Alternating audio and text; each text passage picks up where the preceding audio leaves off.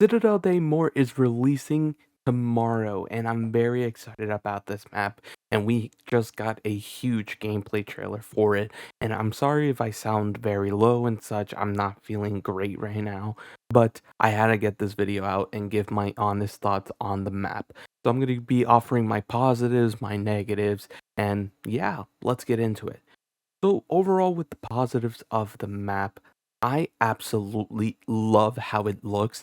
It feels like a Horizon Drag sequel. That's the best way I can put it. The atmosphere looks great. It looks scary, terrifying. I can't wait to like actually enter the map and feel like the claustrophobic part of it because that's what Treyarch said. Like it is a huge map. It is like pretty much almost on par with Terminus, but like Terminus was only big because of the big ocean and such. But this map is going to be big, but it's gonna have some like tight areas and such. So I'm very excited to see how that's gonna play out and how that's gonna play out, maybe in co-op and such. Is it gonna be a bit hectic? I can't wait to see how that all plays out. And I really like that about like zombies maps when like it's dark, when it's like very claustrophobic. That's one of my favorite things about World War II zombies, like back in the Final Reich. It felt like that in some cases. So I was very happy to see like that theme makes a return here in Citadel Day more.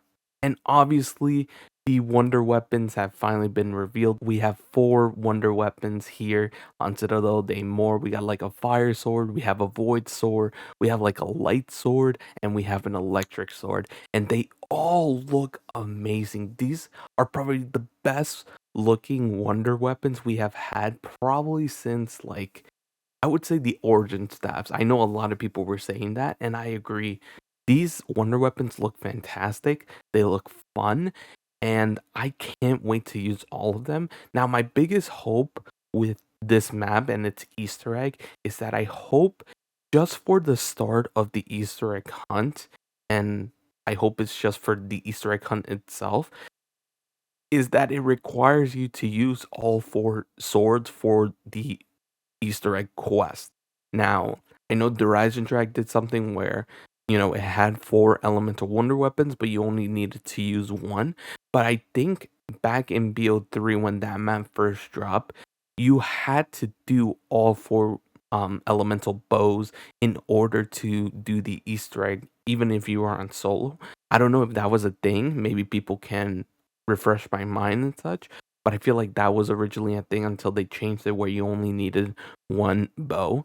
So I hope they kind of do that where at first you need all four elemental swords, but then in a later update they make it where you only need one sword and that just makes it more easier for the casual player.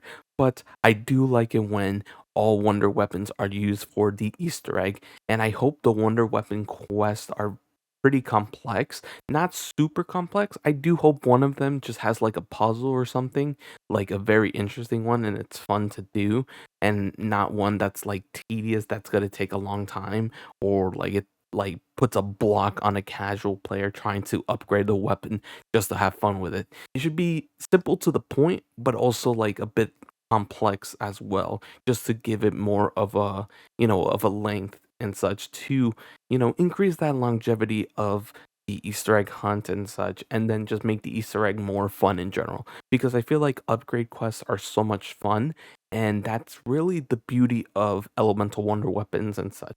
So I'm very excited to see, elemental swords and such, and I hope the quest to upgrade them, and I hope their purpose in the main quest is very important. And then one of my other positives here is based on the story crew. So this time around, we have the same crew from Terminus, but we have the inclusion of Ravenov now, and we also have the returning Samantha AI. So this is a lot of like story stuff. It's great to have Ravenov back because this is obviously one of the big characters from Modern Warfare Zombies, and obviously he started back in Cold War Zombies and such. So it's going to be interesting to see how all these stories play out. And then we also have the return of Gabriel Kraft, but he wasn't mentioned at the blog post at all, but we know he's going to be on this map. We even hear him in the trailer and such. So it's very, very exciting to see a lot of these, characters make a return and see how it all connects and interweaves with this new Black Ops 6 zombie story, with, the whole chaos story being brought in as well. So I'm very excited about that. Now I'm gonna go into a bit of the negatives, and one of my biggest negatives is the fact that the amalgams are returning on the map. Now, apparently, people have been telling me that the new special enemy, the Doppelgals, actually, if you don't kill him on time or quickly, he will eventually turn into the amalgam. So it's not like the amalgam is going to be spawning in every 15 rounds to, annoy you and such. I don't think that will be the case, maybe 90% of the time, but I'm just not happy about having, a returning enemy type from Terminus. Even though this is going to be its second appearance, I feel like, the amalgam worked only for Terminus because of the story, right? It made sense on that map because it's like an experiment gone wrong. And we're going to a citadel, right? So the Doppelgaus, right?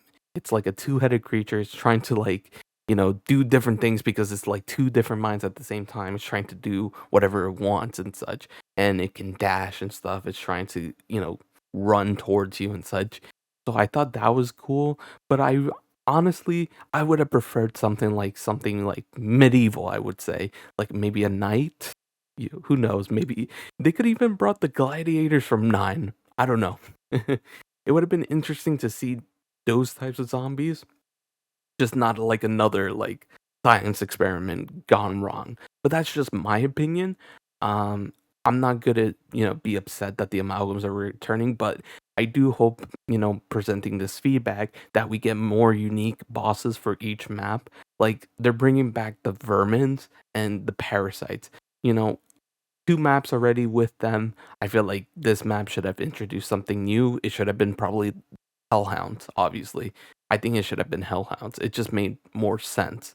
So honestly, like I said, it's not a big deal, but I hope, presenting this feedback, it lets Treyarch know that we just want more map specific things because I want to, play these maps and get a unique feel from them. Terminus feels unique from Liberty Falls. Liberty Falls feels unique from Terminus. So if this next map, it feels unique because you have elemental swords and such, and then, you have bosses that are basically from the other maps and such, it just doesn't feel right. I hope, they introduce new enemies, make them unique, and it just gives reasons for like people to play the different maps.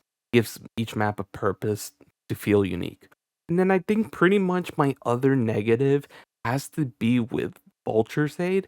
Now, Vulture's Aid has been revealed, and honestly, it's not what I thought it was going to be.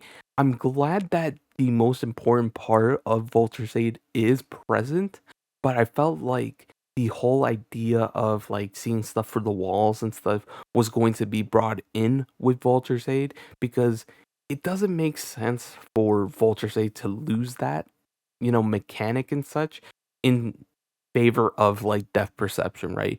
So like if DLC 2 comes out and they introduce depth perception, you see what I'm saying, right? It feels like you're, wasting a perk slot, in favor like it could have been a new perk because depth perception is pretty much what Vulture's Aid did back in the day and such.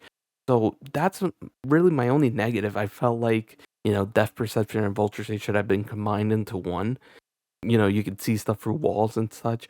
And then, obviously the whole scavenging aspect of Vulture's Aid should have been present, which it is. But I felt like, the ability to see through walls and stuff would have been great. It kind of saves that extra perk slot for like depth perception if it comes later down the road.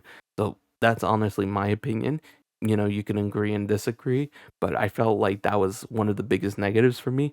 I was very excited about the perk coming back, but now that I know how it works and such, I'm like, dang, they kind of just like split this perk into two when it should have just been, one combined perk. So it like allows, the introduction for another perk to make an appearance, maybe double tap or maybe a whole new perk that does something insane because they keep on saying new perk, but it's not really a new perk. You get what I'm saying? So, if you're introducing a new perk, make sure it's a new perk. That's really all I'm saying here, and I hope Fair, grasps that concept.